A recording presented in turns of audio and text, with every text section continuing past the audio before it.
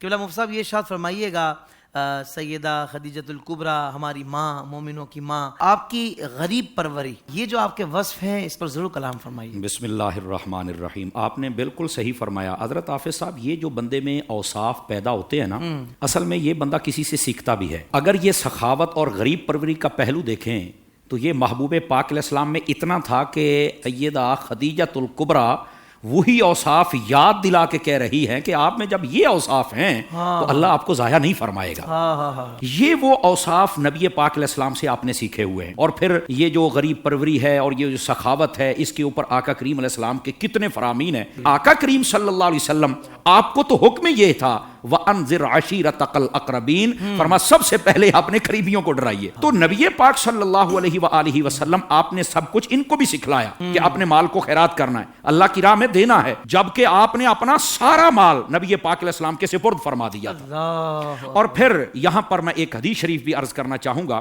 ایک مرتبہ نبی پاک صلی اللہ علیہ وسلم آپ تذکرہ مبارک فرما رہے تھے حضرت ام المومنین حضرت خدیجہ رضی اللہ تعالی عنہا آپ کا۔ تو حضرت ام المومنین اما عائشہ صدیقہ تو یہ بطاہرہ، آپ نے عرض کی یا رسول اللہ صلی اللہ علیہ وسلم، آپ اکثر ان کا تذکرہ فرماتے ہیں، کیا آپ کی اور بیویاں نہیں ہیں؟ وہاں پر میرے نبی صلی اللہ علیہ وسلم نے جو ارشاد فرمایا، یہ بڑے کمال کی بات ہے۔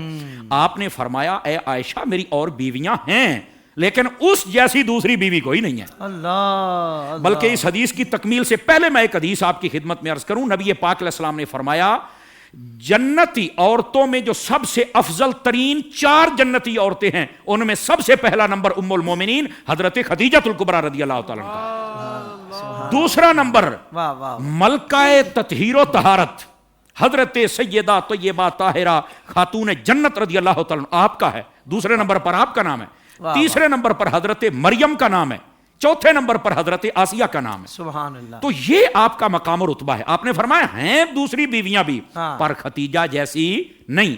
کہا وہ کیسے؟ فرمایا جب لوگ مجھے جھٹلا رہے تھے، سیدہ خدیجۃ الکبریٰ میری تصدیق فرما رہی تھی۔ اللہ، میرے نبی کریم علیہ السلام ان کی اس وفا کو یاد کر رہے ہیں۔ فرمایا جب مجھے کوئی بندہ کوئی چیز دینے کے لیے تیار نہیں تھا، خدیجہ نے سارا مال میرے سپرد فرما دیا تھا۔ سبحان اللہ۔ اور پھر نبی پاک صلی اللہ علیہ وسلم نے یہاں پر جو بات کہی، آج جو نبی کریم علیہ السلام کی اولاد کے منکر ہیں، ان منکروں کو بھی چاہیے کہ اس بات پر غور کریں۔ حضور نے فرمایا اللہ نے مجھے ساری اولاد عطا ہی خدیجہ کے بطن سے عطا فرمائی۔ سبحان اللہ، سبحان اللہ۔ یہ احتیاطاً میں جملہ بول دیتا ہوں، سوائے سیدنا ابراہیم کے ساری اولاد حضرت ام المومنین حضرت خدیجہ سے آپ کو عطا کی گئی ہے۔ تو آقا کریم علیہ السلام نے ان کے یہ 3 اوصاف بیان کر کے آپ کی شان اقدس کو بیان کیا۔ ایک مرتبہ قبیلہ بنو نجار کے اندر قحط کی صورت پیدا ہوئی تو حضرت حلیمہ سعدیہ رضی اللہ تعالی عنہا، آپ کے مال مویشیوں کا بڑا نقصان ہوا، تو آپ آئیں مکہ کے اندر، اور حضرت ام المومنین حضرت خدیجہ رضی اللہ تعالیٰ عنہ آپ تھیں۔ آپ نے بڑے اچھے طریقے سے ویلکم کیا۔ اور آج کی عورتوں کے لیے بھی ایک میں بطور سبق بات عرض کر دوں، جب ساس تشریف لاتی ہیں تو منہ شریف کو ٹیڑھا مت فرمایا کریں۔ حضرت ام المومنین حضرت خدیجہ رضی اللہ تعالیٰ عنہ اگر آپ کو دیکھیں تو آپ ویلکم کر رہی ہیں، حالانکہ سگی ساس نہیں ہیں، صرف دودھ پلایا ہے آقا کریم علیہ السلام کو، رضائی ماں ہیں، لیکن اس کے باوجود آپ ویلکم فرما رہی۔ پھر اپنے پاس بٹھایا، خوبصورت قسم کی ضیافت فرماتی ہیں، اور ضیافت کرنے کے بعد صرف یہاں تک نہیں ہے، 40 بکریاں عطا فرمائیں اور 1 اونٹ اور بہت سارا غلہ دیا۔ اور جو اگلی بات ہے، فرمایا اماں جان ابھی یہ لے جائیے، اگر کسی اور چیز کی ضرورت ہو تو پھر پیغام بھیجیے گا، میں خدیجہ اور تمہاری طرف بھیج دوں گی۔ اللہ، یہ ہے آپ کی سخاوت کا عالم۔ اور میرا خیال ہے یہاں پر ساس کی خدمت کرنے کا جذبہ بھی سامنے آ جاتا ہے۔ سبحان اللہ۔ اب یہاں ہمارے معاشرے کی عورتوں کا المیہ یہ ہے، جب تک یہ جوان رہتی ہے نا، صحت مند تندرست، اس وقت تک کہتی ہیں ہم نے تو نہیں ساس کے ساتھ رہنا، ہم نے تو نہیں جوائنٹ فیملی میں رہنا، ہم نے تو نہیں تمہارے بہن بھائیوں کے ساتھ رہنا۔ اور جب بوڑھی ہو جائیں تو وہی اپنے بچوں کو بٹھا کے کہتی ہیں بیٹا اکٹھے رہنے میں بہت فائدہ ہوتا ہے، بیٹا اکٹھ میں برکت ہوتی ہے۔ میں نے کہا کمال والی بات ہے یار، یہ کون سی بات ہے؟ جب تمہارا اکٹھ رہنے کا وقت تھا تب تو تم نے طوفان بدتمیزی کھڑا کیا، اور جب اپنا وقت آیا ہے تو اب درس قرآن شریف شروع کر دیا ہے۔ یہ کون سی بات ہوئی؟ اب درس حدیث اور جناب درس عارف بن کے بیٹھ گئے۔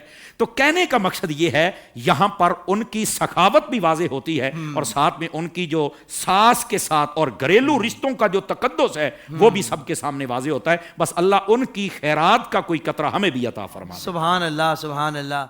सोशल मीडिया पर इस्लाम की सही तालीमात जानने के लिए अभी हाफिज सायर खादरी का नया YouTube channel Islamic digital studio subscribe कर लें और हाँ, नोटिफिकेशन बेल आइकन को भी प्रेस कर लें ताकि हमारी नई वीडियोस आप तक बर वक्त पहुंच सके।